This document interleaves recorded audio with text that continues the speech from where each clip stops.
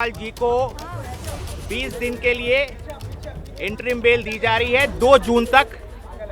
और कोई कैंपेनिंग के ऊपर कोई रिस्ट्रिक्शन नहीं है, वो क्या कह सकते हैं या क्या नहीं कह सकते हैं उस पर कोई रिस्ट्रिक्शन इम्पोज नहीं की गई है।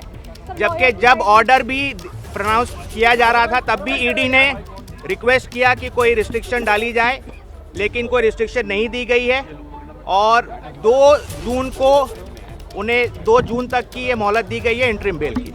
अब मैं अंग्रेजी में बोलता हूं। और अभी जितना ओरली बोला गया है, ओरली ऑर्डर में और कोई कंडीशन नहीं है, लेकिन हमें लिखित ऑर्डर देखना होगा कि और कोई कंडीशन है या नहीं है, पहली बात। दूसरी बात, इस ऑर्डर जब ये अपलोड हो जाएगा और अवेलेबल हो जाएगा, इसके बेसिस पे ट्रायल कोर्ट रिलीज का ऑर्डर पास करेगा। हम कोशिश करेंगे कि जल्द से जल्द आज ही हो जाए। वो हमारी कोशिश रहेगी कि अरविंद जी आज ही रिलीज हो जाए, वो जल्द से जल्द रिलीज हो जाए और आज ही रिलीज हो जाए। इंग्लिश में today at 2 PM the bench in court 2 assembled for this matter and it pronounced a very short oral order.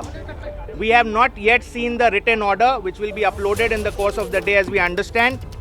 And in that oral order, the court indicated that they are granting interim release / bail to Mr. Arvind Kejriwal, and that order of interim release will be operable up till 2nd of June, that is during the election process.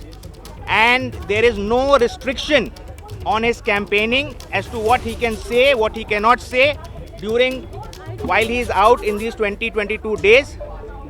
Any further aspect, we'll have to see the order and then only comment. So when do you think he'll be released?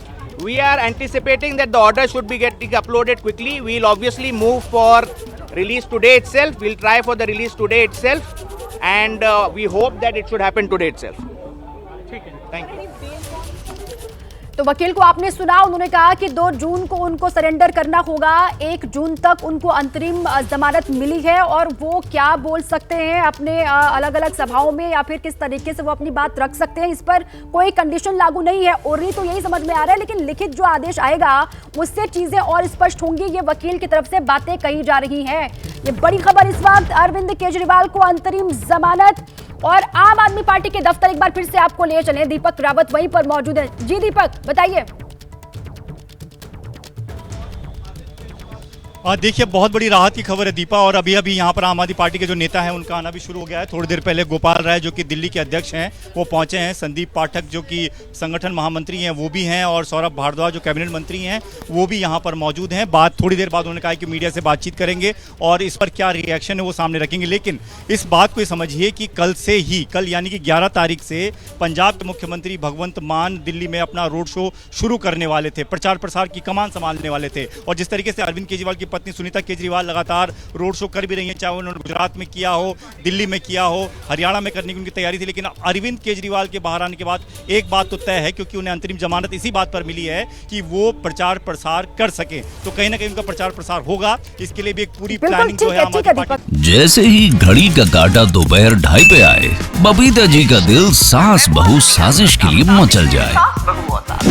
और ये है इनकी बहू, पूरे दिन office की tension हो जाए गॉन जब ये करें अपना फेवरेट शो फ्री टाइम पे ऑन। इनकी तरह आप भी देखें अपना फेवरेट शो अपने टाइम पर और डाउनलोड कीजिए ABP लाइव ऐप अपने स्मार्ट टीवी पर।